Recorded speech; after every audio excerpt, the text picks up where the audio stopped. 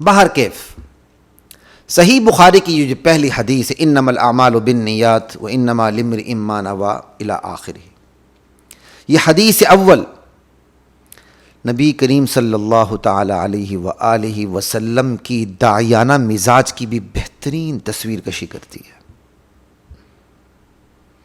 لا الہ الا اللہ. آپ ذرا دیکھیے، میں نمبر وار آپ کے سامنے چند باتیں رکھ دیتا ہوں. اس حدیث کو آپ سامنے رکھیے تو ذرا سوچتے چلی جائے گا. ہجرت جیسے موقع محل کو سامنے رکھ کر آپ نے کلام فرمایا. یہ داعیانہ مزاج کو سامنے رکھ رہا ہوں، اللہ کے نبی صلی اللہ علیہ وسلم کا جو داعیانہ مزاج ہے. داعی ہمیشہ دعوت کے سرے کو تلاش کرتا ہے، آپ ذہن میں رکھیے. داعی کبھی بھی بے موقع بات نہیں کرتا، بے محل بات نہیں کرتا. انتہائی قیمتی بات بھی بے موقع بے قیمت ہو جاتی ہے. میں نے بعض احباب کو زندگی میں دیکھا ہے کہ وہ بے موقع بات کرنے لگ جاتے ہیں. بیچاروں کے اندر دعوت کی بڑی تڑپ ہوتی ہے، لیکن بے موقع اور بے محل شروع ہو جاتے ہیں. یہ بالکل ایسے ہی جیسے لوگ بیٹھ کر کھانا سنت ہے، سارے کھڑے ہو کے کھا رہے ہیں اور بننا جناب علی وہیں پاؤں میں بیٹھ کر کھانے لگتا ہے کہ اس کھڑے میں بیٹھ کے کھانا سنت ہے. وہ اللہ کے بندے، ارے عقل مند آدمی، اور پاؤں سے اٹھ کہیں دور جا، آرام سے عزت کے ساتھ بیٹھ پھر کھانا کھا. بیوقوفی سے اسلام کو بدنام کیوں کرتے ہو؟ اپنی اوقات کیوں گراتے ہو؟ لوگ کھڑے ہو کے کھانا کھا رہے ہیں، بندہ انہی کی جوتوں میں بیٹھ جاتا ہے. میں سنت پہ اپنا رہا ہوں. سنت اپنانے کی بھی کوئی وزڈم ہوتی ہے، کوئی طریقہ ہوتا ہے. اسی طرح دعوت دینے کا بھی کوئی طریقہ ہوتا ہے، کوئی وزڈم ہوتی ہے. اور یہ وزڈم نبی کریم صلی اللہ تعالی علیہ وآلہ وسلم سے سیکھیں. ہجرت جیسا موقع ہے، آپ اندازہ کر لیں، ہجرت ہو رہی ہے، ایسے میں آپ نے یہ حدیث بیان فرمائی انما الاعمال بالنیات. آپ نے دعوت کا سیرہ تلاش کر کے بات کی. ہمیں بھی دعوت کا سیرہ تلاش کر کے بات کرنی ہے، بے موقع اور بے محل بات نہیں کرنی. ایک بات، آپ نے انصار کی لازوال قربانیوں کو سامنے رکھ کر کلام فرمایا، کیونکہ انصار مال جان حتیٰ کہ بیویوں کو عقد سے نکال کر مہاجرین کے عقد میں دینے کے لیے تیار تھے. تو جہاں یہ قربانیاں لازوال تھیں وہاں حالات کی بھی تو نزاکت تھی.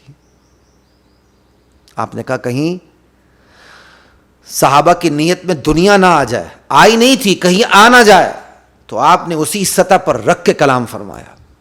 اللہ اکبر. مربی اسی کو کہتے ہیں، داعی اسی کو کہتے ہیں. خطرہ نہیں بھی ہے وہ پھر بھی چکنا ہو کے بات کرتا ہے. یہی تو مربی کا کمال ہے. اللہ اکبر. اور پھر تیسری بات، ہجرت جیسے عظیم عمل کی تمثیل کے ذریعے تفہیم. آپ نے مثال دیتے ہوئے ہجرت کی مثال دی. کتنا عظیم ترین عمل ہے. ہجرت کی مثال دے کے آپ نے بات کی وضاحت فرمائی. اللہ اکبر. کہ ہجرت جیسا عظیم عمل بھی بیکار نیت سے تباہ و برباد ہو جاتا. اور چوتھی بات، ایک ہی عمل ہجرت کی 3 مختلف صورتیں آپ نے رکھی سامنے، اور ان کے اثرات اور نتائج کو بھی آپ نے سامنے رکھا، اور اصلاح نیت کی کوشش و کاوش فرمائی. ہجرت ایک ہے، نیتیں مختلف ہیں. اللہ اور اس کے رسول کے لیے بھی نیت ہو سکتی ہے، دنیا کی نیت بھی ہو سکتی ہے، عورت کی نیت بھی ہو سکتی ہے، کوئی اور نیت بھی ہو سکتی ہے. اگر اس کو بند کر دیں 2 لفظوں میں تو اللہ کے لیے نیت یا غیر اللہ کے لیے نیت. لا الہ الا اللہ. ٹھیک ہے. تو ایک ہی ہجرت کی 2-3 مختلف صورتوں کو سامنے رکھ کر آپ نے کلام فرمایا اور اصلاح کی کوشش فرمائی. اور 5ویں چیز، آپ نے انسانی نفسیات کی خوبیوں اور خامیوں کو پیش نظر رکھ کر کلام فرمایا. انسانی نفسیات کی خامی عورت کی طرف جھکنا ہے، اور انسانی نفسیات کی جو اصل فطرت اور خوبی ہے وہ اللہ کی طرف جھکنا ہے. آپ نے انسان کی اس نفسیاتی خوبی کو بھی سامنے رکھا، اللہ کی طرف جھکنا، اس اصل فطرت کو بھی سامنے رکھا، اللہ کی طرف جھکنا، اور انسان کی نفسیاتی خامی کو بھی سامنے رکھا، دنیا کی طرف جھکنا، اسپیشلی عورت کی طرف جھکنا، مال کی طرف جھکنا، نفس کی طرف جھکنا. آپ نے انسانی نفسیات کی خوبیوں اور خامیوں کو سامنے رکھ کر کلام فرمایا. لا الہ الا اللہ. بندہ جب انسان کی نفسیاتی خوبیوں خامیوں کو سامنے رکھ کے کلام کرتا ہے نا، تو اس کے کلام میں خود بخود بلاغت آ جاتی ہے، فصاحت آ جاتی ہے. اس کے بول کم ہوتے ہیں لیکن وہ تول میں بہت زیادہ ہوتے ہیں وہ بول. یہ 5 ہو گئی باتیں. چھٹی بات، آپ نے صرف انسانوں کو ہی نہیں بلکہ زندگی کی ہر حقیقت کو بھی اس کی سطح پر رکھ کر کلام فرمایا. جیسے میں پہلے بتا چکا ہوں کہ کلام کے 3-4 مختلف مفاہیم آپ کے سامنے رکھے، تو اس میں انسانی سمجھ بوجھ کی مختلف سطحیں ہوتی ہیں. وہ ایک کلام کو ایک تناظر میں دیکھتا ہے، دوسرے تناظر میں دیکھتا ہے، تیسرے پہلو سے دیکھتا ہے، چوتھے انداز سے دیکھتا ہے. بالکل اسی طرح حقیقت کی بھی سطح ہوتی ہیں. ہر حقیقت کو اسی سطح پر رکھ کر آپ نے کلام فرمایا. اللہ اور اس کے رسول کے لیے ہجرت، اس کو اسی سطح پر رکھ کر آپ نے بات کی. دنیا اور عورت کے لیے ہجرت، تو دنیا اور عورت کے لیے جو ہجرت اس کو اسی سطح پہ رکھ کے کلام کیا. اسے نظر انداز کرتے ہوئے آپ نے کلام کیا. اللہ اور اس کے رسول کے لیے ہجرت، اس کی عظمت کا اظہار کرتے ہوئے آپ نے کلام کیا. یعنی حقیقتوں کو بھی آپ نے جو حقیقت جس سطح کی تھی اس حقیقت کو اس سطح پہ رکھ کے آپ نے کلام کیا. پھر انسانی سمجھ بوجھ کو بھی اسی سطح پہ رکھ کے کلام کیا.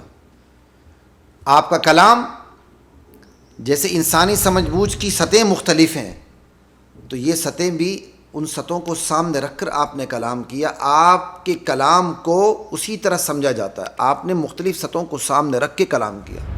کوئی بلیغ انداز کو بہت جلدی سمجھ لیتا ہے، کوئی ایک سادہ انداز کو بہت جلدی سمجھ لیتا ہے. آپ کے کلام میں یہ معجزانہ خوبیاں پائی جاتی ہیں. کلام ایک ہی ہوتا ہے، موتیاں مختلف ہوتی ہیں اس کے اندر، موتیاں ہوتی ہیں اس کے اندر. وہ ہر بندہ جو ہے وہ اپنے حساب سے موتیاں سمیٹتا ہے. لا الہ الا اللہ. پھر آپ کا جو کلام ہے مختصر پر اثر. اللہ اکبر. اوتیت جوامع الکلم، مجھے جامع کلمات عطا کی گئے. نبی کریم صلی اللہ علیہ وسلم کا ارشاد ہے، بات مختصر جامع ترین. سمندر کہتے ہیں سمندر کو کوزے میں بند کر دینا. اللہ اکبر. بات مختصر ہوتی ہے، پر اثر ہوتی ہے. بلیغ کلام، یہ آپ صلی اللہ علیہ وسلم کی خصوصیات، یہ تمام تر خوبیاں نہ صرف آپ کے داعیانہ مزاج کی فیصلہ کن عکاسی کرتی ہیں، بلکہ امت کے ہر داعی کو کامیابی کی ضمانت بھی فراہم کرتی ہیں. امت کا ہر داعی نبی علیہ السلام کے داعیانہ مزاج کو سامنے رکھ کے بات کرے گا تو انشاءاللہ کامیابی ضرور ملے گی. لا الہ الا اللہ. اب آگے چلتے ہیں.